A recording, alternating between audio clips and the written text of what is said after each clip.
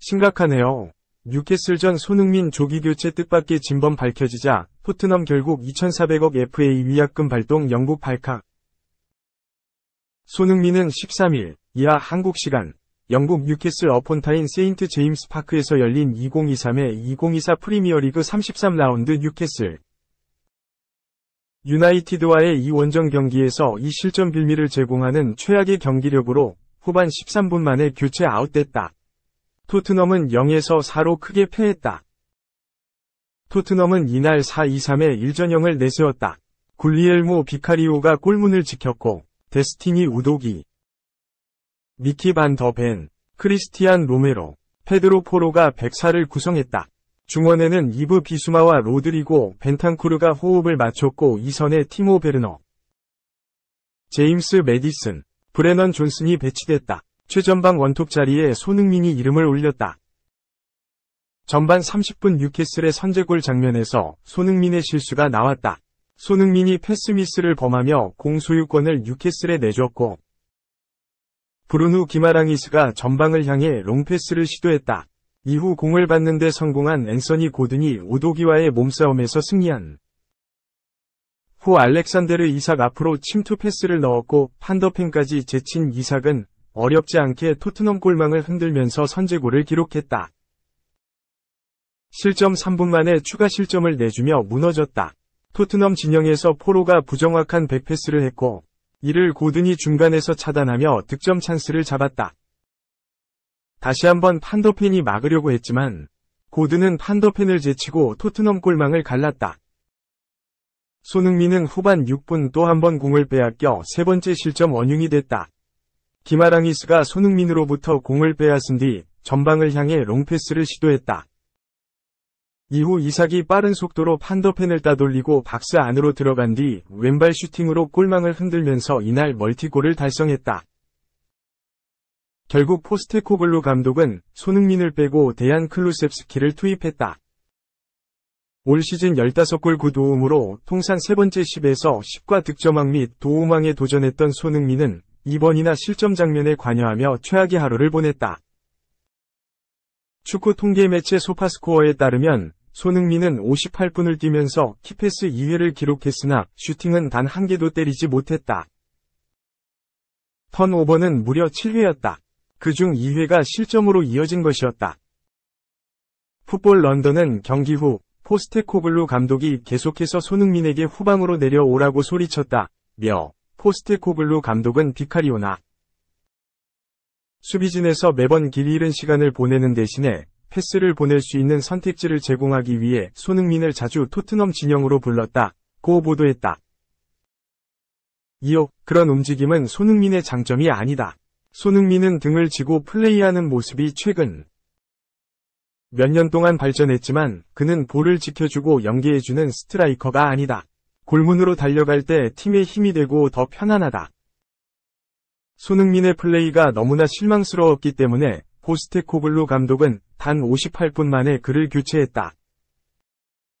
손흥민의 침울한 표정이 모든 걸 말해줬다고 설명했다. 풋볼 런던은 손흥민은 58분만 뛰었다. 포스테코글루 감독이 캡틴을 빼기로 결정하는 걸 보는 건 놀라운 일이었다. 라며 지난 몇 경기 동안 상황은 손흥민의 뜻대로 되지 않았다. 웨스트햄, 노팅엄 포레스트와의 경기에서 거의 영향을 미치지 못했고 상대 수비수들은 손흥민을 무력화시켰다. 라고 지적했다. 또 뉴캐슬전에서는 전반전 몇 차례 공을 잃어버리는 실수를 범했다. 불행하게도 뉴캐슬의 4골 중 2개의 골로 이어졌다. 라며 최근 손흥민이 어려움을 겪고 있다고 설명했다. 풋볼 런던은 최근 팀 성적은 지난 여름 케인을 대체할 타고난 공격수를 데려오지 않기로 한 결정을 더욱 당황스럽게 만들었다.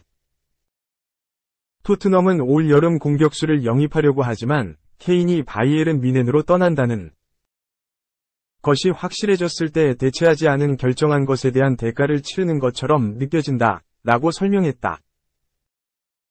이 엘리케 정신 있나? 왜 선발로 내보내나? 또 18살과 비교되는 이강인. 바르사 2차전 선발 제외 유력. 파리 생제르맹, PSG, 은 17일 오전 4시, 이하 한국 시간, 스페인 바르셀로나에 위치한 에스타디 올림픽 뉴이스 콩파니스에서 2023에서 24시즌. 유럽축구연맹, 우에파, 챔피언스리그, UCL, 8강 2차전에서 바르셀로나와 대결을 치른다. 1차전에서 바르셀로나가 3에서 2로 이기면서 우위를 점한 상태다. 루이스 엘리케 감독은 1차전에서 마르코 아센시오를 깜짝 선발로 내세웠다. 아센시오는 지난 여름 레알 마드리드를 떠나 PSG로 왔는데 부상, 부진이 겹쳐 기회를 못 잡았다. 자리를 못 잡던 아센시오를 깜짝 카드로 내세웠는데 존재감이 없었다. 결국 후반 시작과 함께 교체가 됐다. 프랑스 풋메르카토는 정말 실망했다. 전반에 아예 보이지 않았고 패스도 못했고 공을 가지고 있으면 너무 느렸다. 왼발 능력을 전혀 보여주지 못했다. 후반 시작과 함께 교체됐다. 고하면서 평점 3점을 부여했다. 프랑스 겟풋볼 프렌치 뉴스는 아센시오는 깜짝 선발로 나왔으나 후반 시작 후 교체됐다.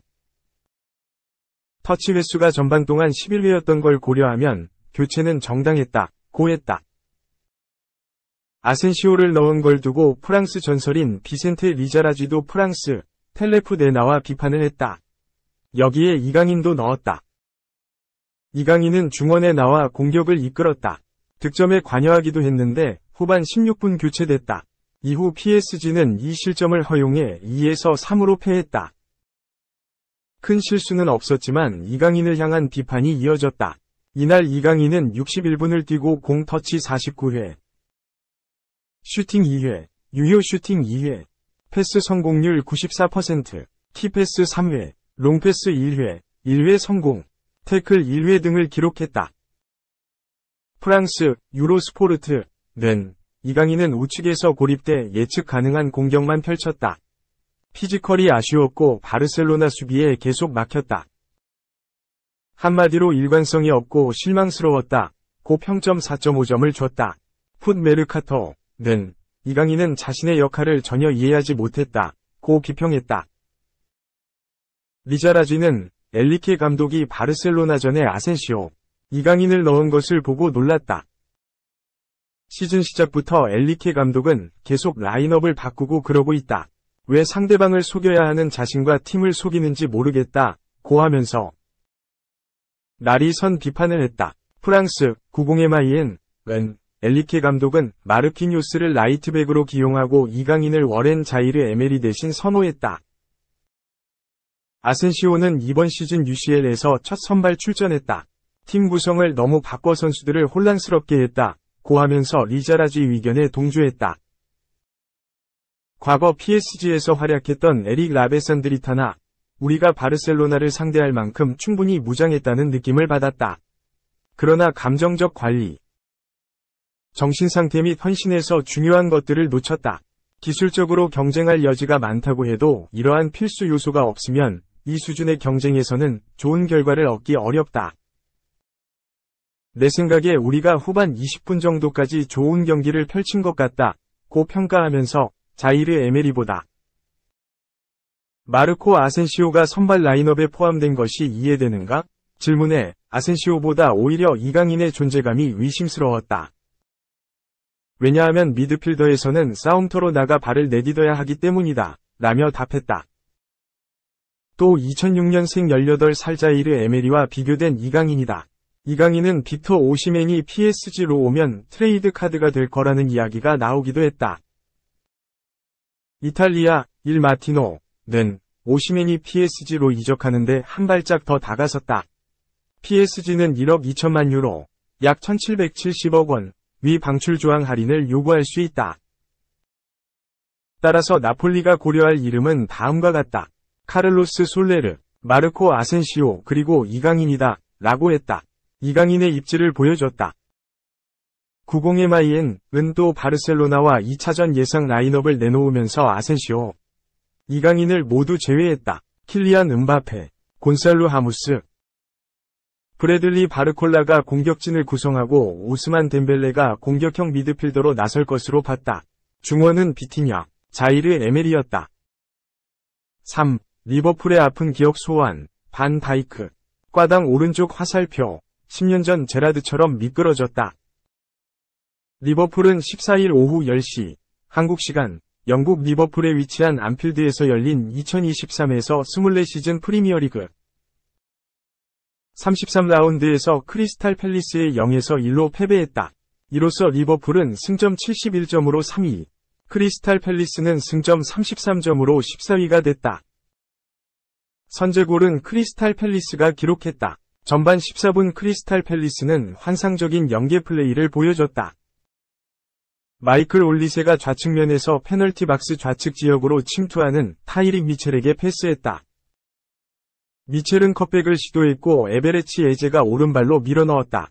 전반은 리버풀이 0에서 1로 뒤진 채 종료됐다. 후반에 들어와 리버풀은 더 적극적으로 공격을 펼쳤다. 하지만 세밀함이 부족했다. 리버풀은 공격 상황에서 제대로 마무리하지 못하며 동점을 만들지 못했다. 결국 크리스탈 팰리스의 골문을 열지 못하며 경기는 리버풀의 0에서 1패배로 막을 내렸다. 리버풀은 전반에 위기의 순간을 맞았다. 전반 17분 크리스탈 팰리스가 리버풀의 공격을 막아내고 역습을 전개했다.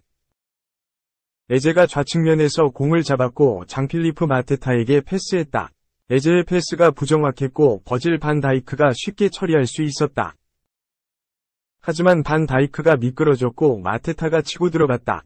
골키퍼와 1대1 상황에서 칩샷을 시도했고 마테타의 슈팅은 빈 골문으로 향했다. 하지만 앤디 로버트슨이 포기하지 않고 골라인을 넘어가기 직전 몸을 날려 막아냈다. 해당 장면을 보고 제라드와 반 다이크를 비교하기도 했다. 영국 매체 데일리 스타는 반 다이크는 제라드처럼 미끄러졌다. 10년 전 제라드가 첼시를 상대로 했던 것과 유사했다. 라고 전했다. 제라드는 2013에서 14시즌 PL 36라운드 첼시전에서 미끄러져 실점의 빌미를 제공했다. 제라드가 공을 흘리면서 넘어졌고 덴바바가 놓치지 않고 득점으로 만들어냈다. 당시 리버풀은 리그 우승 가능성이 높았지만 첼시에 패하면서 맨체스터 시티에 우승을 내줬다.